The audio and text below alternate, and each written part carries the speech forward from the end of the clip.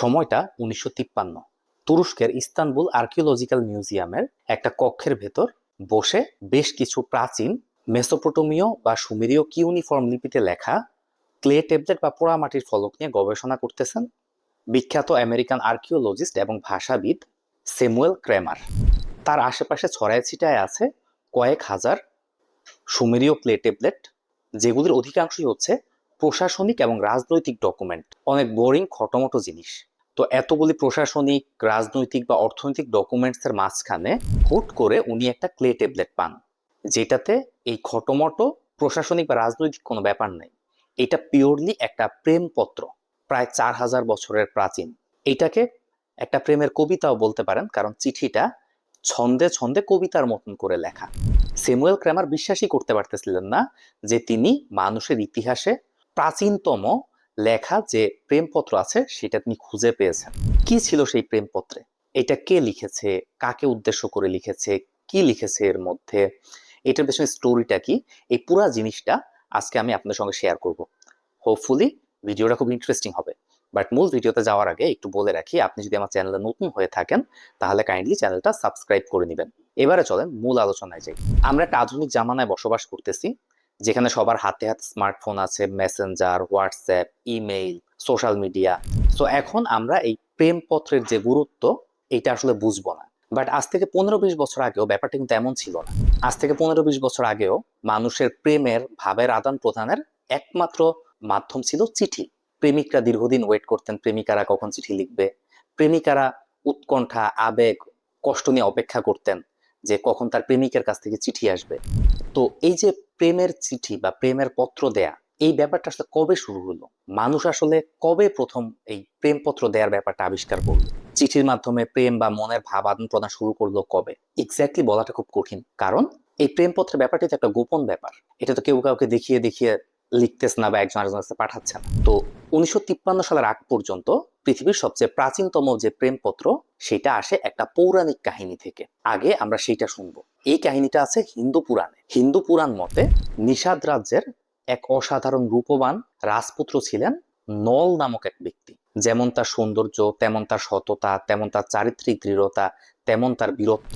এই অসাধারণ রাজপুত্রের গুণাবলী বা রূপগুণে কথা তার রাজ্য থেকে মানুষের মুখে মুখে ছড়াইতে ছড়াইতে এক পর্যায়ে আশেপাশের রাজ্যগুলিতেও পৌঁছায় যায়, এবং তার এই প্রশংসা একটা পর্যায়ে গিয়ে পৌঁছায় বিদর্ভ রাজ্যের রাজকন্যা দময়ন্তীর কাছে। দময়ন্তী তখন বিদর্ভ রাজ্যের রাজকন্যা, তারও অনেক রূপগুণের সুনাম আছে, এবং এই রূপবতী গুণবতী নারীটা নলকে না দেখেই তার প্রেমে পড়ে যায়। মোহময়ী এক রাজকন্যা দময়ন্তী, তার কথাও একসময় মানুষের মুখে ছড়াতে ছড়াতে সেটা চলে যায় রাজপুত্র নলের কাছে। রাজপুত্র নলও এই দূর দেশের এই রাজকন্যা, যাকে সে কোনদিন দেখে নাই, জাস্ট রূপগুণের প্রশংসা শুনে তার প্রেমে পড়ে যায়। দুইজনই দুইজনকে পছন্দ করে, কিন্তু তাদের মধ্যে দূরত্বের এক দেয়াল। এই দেয়াল তো কাউকে ভাঙতে হবে। এই ভাঙার কাজটা করে নল।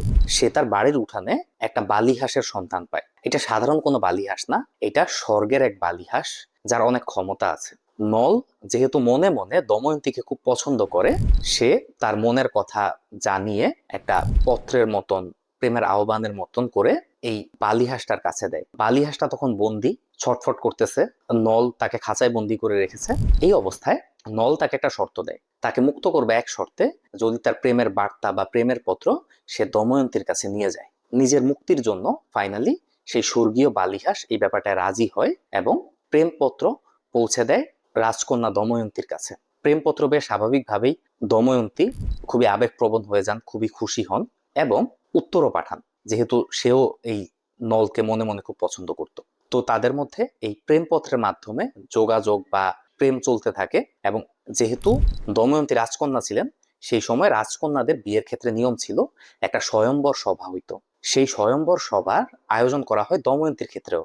এই স্বয়ম্বর সভাটা হচ্ছে এমন যে এখানে যারা ওই রাজকন্যাকে বা ওই মেয়েটাকে বিয়ে করতে চায়, তারা বিভিন্ন জায়গা থেকে ওই সমস্ত ছেলেরা বা পাত্রপক্ষ এসে উপস্থিত হইতো, এবং এদের মধ্যে যাকে ওই রাজকন্যার পছন্দ হবে বা মেয়েটার পছন্দ হবে, তার গলায় সে মালা দেবে এবং তাকে সে বিয়ে করবে।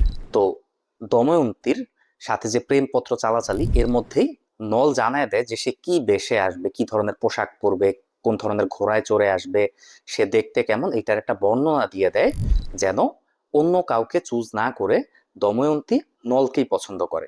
এইদিকে এই যে দময়ন্তীর এত রূপগুণের প্রশংসা, এইটা শুধু পৃথিবীর মানুষ জানতো তা না, স্বর্গে থাকা দেবতারাও জানতো। এদের মধ্যে দেবতা ইন্দ্র এই দময়ন্তীকে বিয়ে করতে চায়।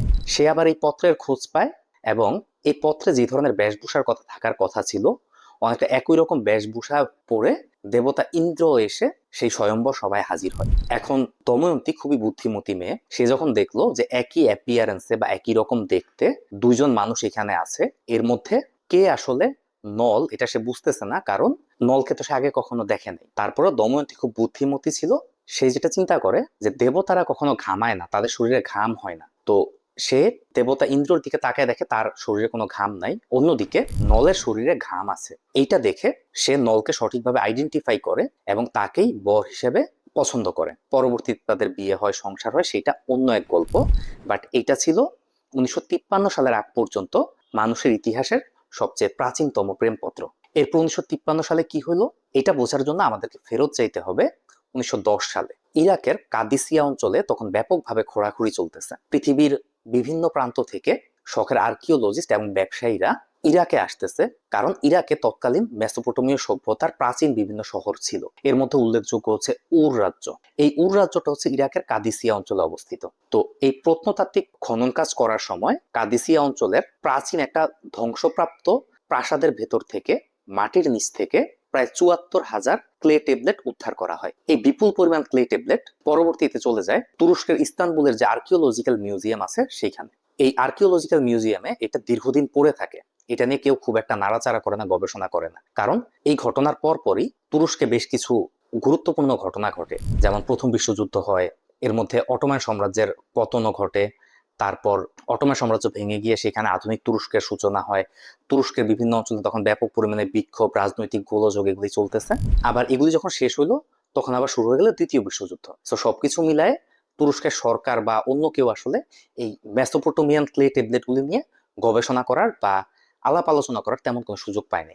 ফাইনালি ওই ঘটনার প্রায় 43 বছর পর 1953 সালে আমেরিকা থেকে তুরস্কের ইস্তানবুল আর্কিওলজিক্যাল মিউজিয়ামে এসে উপস্থিত হন স্যামুয়েল ক্রেমার। তিনি একজন জগৎ বিখ্যাত মেসোপটেমীয় গবেষক এবং একজন ভাষাবিদ, যিনি সুমেরিয়ান ভাষা এবং কিউনিফর্ম লিপিতে লেখা জিনিসপত্র অনুবাদের জন্য খুবই বিখ্যাত ছিলেন।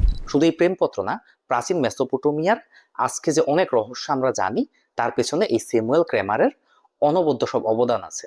আমি যেহেতু মেসোপটেমিয়ান সভ্যতা নিয়ে আস্তে আস্তে আপনার সঙ্গে ভিডিওগুলি শেয়ার করতেছি, স্যামুয়েল ক্রেমারের কথা আপনারা সামনে আরো এরকম শুনবেন। তো উনি 1953-তে ওনার এই কাজকর্ম শুরু করেন।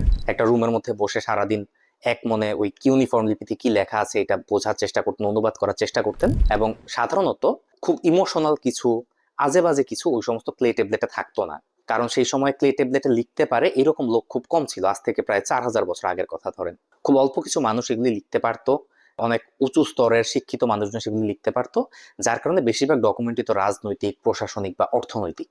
এর মধ্যেই কিছু কিছু ক্লে ট্যাবলেট থাকতো একদমই ব্যতিক্রম।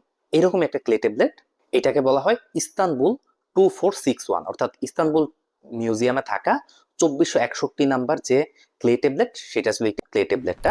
স্যামুয়েল ক্রেমার অবাক হয়ে লক্ষ্য করেন যে এটা আসলে 8-10টা প্রশাসনিক কোনো দলিল দস্তাবেজ বা কাগজপত্র না, এটা পিওরলি একটা প্রেমপত্র। এটা কে লিখেছে এই নামটা আমরা কোনোদিনই জানতে পারবো না, কারণ কে লিখেছে এটা উল্লেখ করা হয়নি। বাট এটা নিশ্চিত যে এটা একজন নারী লিখছে, কারণ সে যাকে উদ্দেশ্য করে লিখছে তার নাম হচ্ছে সু সিন।